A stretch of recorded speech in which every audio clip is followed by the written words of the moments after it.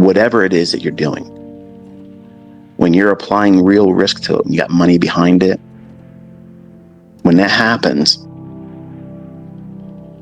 your focus is going to be drawn to the results of the trade.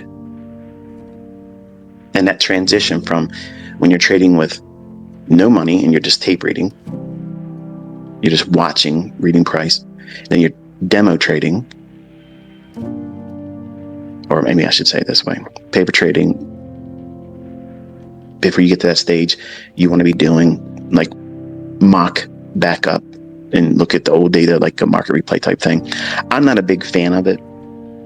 I just, I have to be very careful how I say it, because I know it's helped a lot of my students and they found profitability after doing exercises with those things.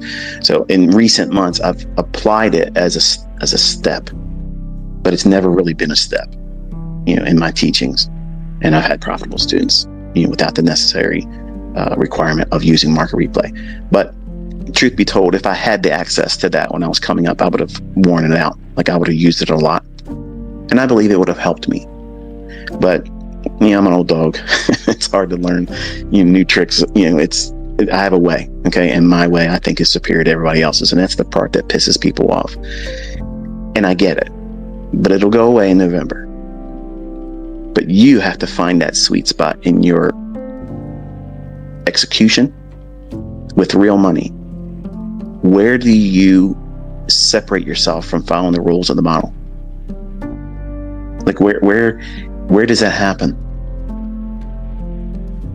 What do I mean by that? Let's just, for sake of discussion here, let's just say that Brian, there is no Brian, it's just some proverbial imaginary person I'm using for the case study here, just like Carl. There is no Carl, but you all know him at work.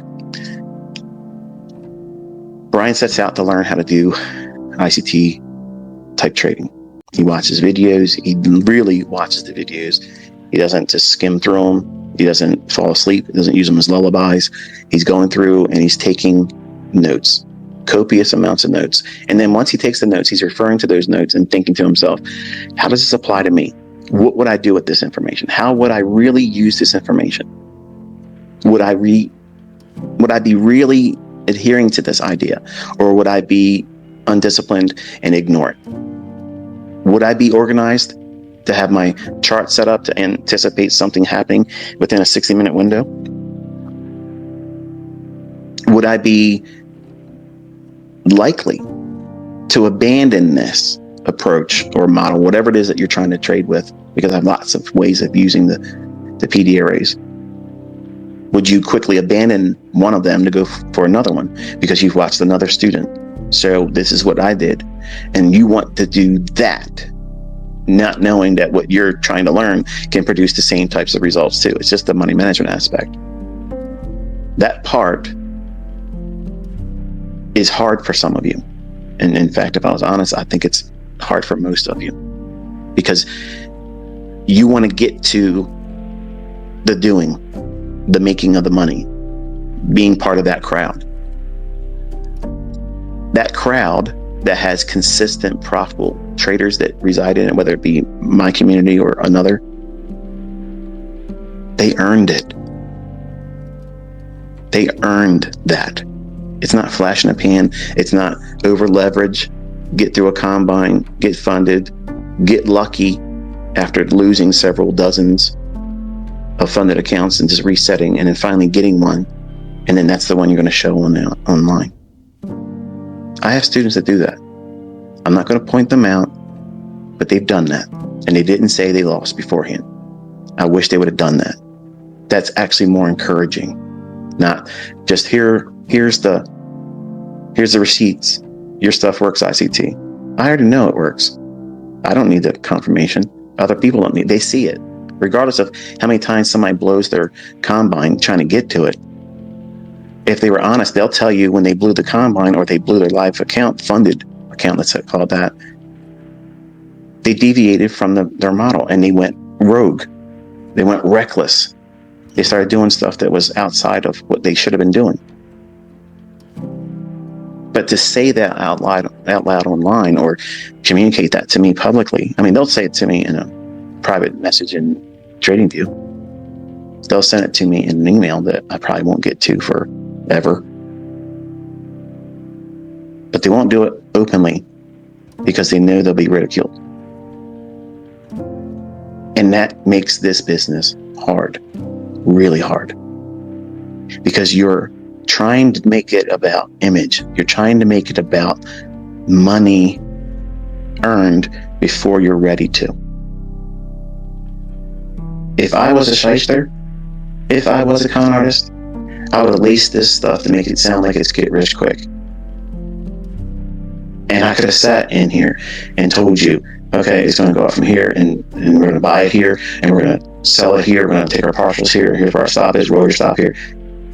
I could do that. And a large portion of you would all think that you were good traders, flexing online. Yeah, you ain't like us. Our ICT, baby, we're representing. Throwing your gang signs up. Because you would be living vicariously as a trader through what I'm providing. As a 20-year-old, that was exactly what I intended to do. Because team mentality is very, very strong when it comes to competition type things. Look at sports. I don't like sports. I don't like baseball. I don't like football. I wear a Yankee cap once in a while. I'm not a Yankee fan. I couldn't tell you one player's name on the Yankee team. For $1 billion, I couldn't tell you. I just think it's an all-American type thing, and I like the logo. But the team mentality, when you're marketing something, real strong. Real strong. And I know that that is useful from a marketing standpoint. And you have fallen victim to other people that have done that, throwing materialistic things, cars and whatnot, to try to get your attention. And when I teach and when I talk about things, I've never ran ads. I just said, my shit's better than everything else. Come prove otherwise. And nobody has. And word of mouth, it's spread. You, in your pursuits of trading, would have been caught up in that if I just would have said, here's what we're going to do. We're going to trade this. As much as you would all love me more for doing so, all I would be doing is holding you back. I have students out there that are getting ready to cross over the $1 million net profit threshold only from YouTube. Let me say that again. I have students that are about to cross over $1 million fucking dollars in net profits. Not fucking market replay, not demo dollars, not combine money, real fucking money. Where's the $1 million fucking students everywhere else? I told you, folks. I fucking told you. If you listened, you follow the rules and you learn about yourself, discover what it is it's going to cause you to go off the rails. And then you fight really hard to not do that. Everything that you're looking to do will come to you in its perfect timing. A lot of my students that come in wanting to learn the precision aspects that I'm teaching, and they want to mimic the consistency I'm showing, the amounts of money that you see me pulling down now, what my students are pulling down. You all want to go out there and you want to start doing it. And then when you start actually doing it and you are profitable, if you really looked at your traders' results and your stats, you're not hitting 70%. You're not hitting 60. You're not hitting 50. Sometimes you're less than 50%, but you're still profitable. But you're going to do what? You're going to put blinders on. You're going to pretend that that's not really there because, hey, I'm making money. And that's what I'm talking about. Those types of things they're growing pains. Your accuracy is going to increase over time. In 2 years, when I say it's going to take you about 2 years or more for some of you to get really good at this. Does that mean you can't be profitable before that? No. But it's a nice little marketing ploy for someone that's trying to come up as a guru. There is no substitute for experience. And you have to get the the experience honestly. It can't be lent. It can't be borrowed. It can't be faked. You have to really acquire it. And when you're looking at the markets and understanding the real risks that are inherent with trading and speculation, you have to be honest with yourself and give yourself time. Treat it like a PhD level education rather, because you're executing in markets that are highly manipulated in a time when the markets and the world is totally fucked up right now. It's hard. It's very hard to filter out all the bullshit and nonsense that's going on. And if you have, like, for instance, me, you have something that happens in your life that you don't see coming, comes out of left field, and it totally messes with your head, and you can't focus. You can't trade. What do you do? Are you going to plop down and just say, well, I need to feel good about whatever it is I'm going through and be distracted by it and take trades and not follow a model, not follow a plan, and then get the results that you don't want? See, you won't understand or appreciate that coming out of a 1-week workshop or a 40-day training program, looking at yin and yang fucking symbols. None of that stuff, none of that is going to help you. Being in the charts, studying it, and discovering the weaknesses that you have, and all of us have them. I still have weaknesses that I have to wrestle. I have to subdue these things. I'm angry that this took place in my personal life. I'm angry that my son hurt himself. I'm thankful that he's still with us. And I want to go out here today and literally make $100,000 and shove it up the ass of everybody that fucking has anything to say about me. But I know that that's my anger. And I'm going to see things that I want to see. And you won't understand that in your first few months. You won't understand that about yourself in the first year. But you're sure as hell going to know about it in your second year. Because you'll have a baseline to look back and say, hey, look at this. This is what I did because I journaled this, and this is what I was feeling at the time. This is what was going on in my personal life. These were my fears and my concerns, and this was my goals for that time, and I didn't hit it, and I didn't feel good about it, and it made me reckless. It made me impulsive. So fuck all these gurus bullshit, okay, talking about how it takes too long to learn ICT. Go fuck yourself. If you don't want to learn how to do this, go play games with somebody else. Go play games with someone else. Okay? Because you're still going to wreck your fucking ass doing whatever it is that they're trying to have you do. You can get lucky, folks. There's people that get lucky all the time, and they have to reset their fucking combines. They get an account and they blow it. The numbers aren't matching. It ain't the same account. They're playing in market replay. They're playing in demo. They're calling it live. It ain't. You're not seeing executions. They're pointing out a chart. They're laying over the long position or the short position thing on TradingView. That's not trades. And they're going to give you advice. They're going to tell you. These people are not millionaires. These people are not making real money.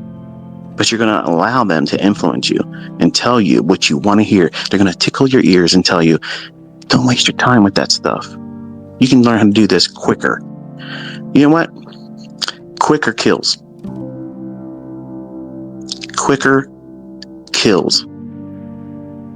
You cannot speed up proper education. You cannot speed up excellence. You cannot speed it up. It's going to come at the pace that you need and you require for yourself. And if you don't see that now, you will once you go through it. And you're going to see, looking back, how you made it harder for yourself by trying to go faster through it, because it's uncomfortable. It's uncomfortable to go through growing pains. Some of you want to over leverage that because you want that whole career. You want that winner's circle feeling, that moment of, yes, I'm killing it. I made it. Everybody's going to respect me. I'm going to put this on social media. I'm going to be established.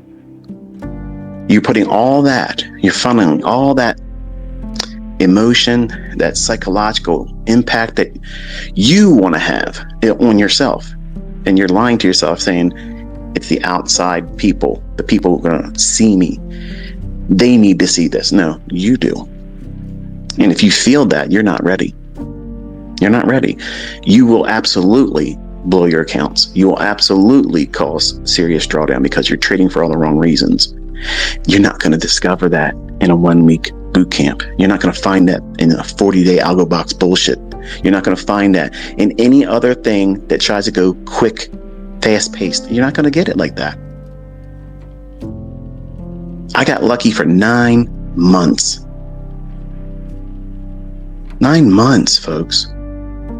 It's real easy to believe your shit don't stink after that. And then suddenly the market does what the market will do. Humbles you. And it became a revenge plot. I tried everything to make what I was trying to use prior to work, and it wouldn't. And then I discovered how the markets really work. And then I discovered how I mess it up. I knew how the markets worked at some stage beyond what everybody else understands as retail. All this pursuit to try to make money, all these influencers are going to be coming at you harder when things get harder. When it's harder to get a dime out of their jobs, out of their sales, they're going to come at you at every angle. But where's their breadwinners? Where's their ponies? Where's the thoroughbreds in their fold that's coming out there and saying, here's what we're doing with their stuff? It's not happening. It's not happening. It's crickets. $500 payouts, $2,000 payouts, and then you don't ever hear them again. They just fade away. And that's why I preach to all of you. It's wonderful. It's wonderful for you to get that funded account combine passed and you get that little certificate and it feels great. That's a report card. That's great. You didn't do shit yet. Don't forget that. You didn't do shit yet. You just got to the dance. You just showed up. Now you got to walk and do everything and have the tug of war inside. Oh no, what if my trade doesn't pan out? Is it going to go to my stop if you even placed one? And how it feels when you're just right before your limit order is going to get filled and it goes up there and touches, and just the spread between the bid and the ask won't let it fill. And it backs off 6 or 7 handles. Are you going to freak out and abandon the trade and kill it there? Or are you going to say, you know what? I'm going to stick with it. Even if it comes back against me, I'm okay, because everything's not riding on this one trade.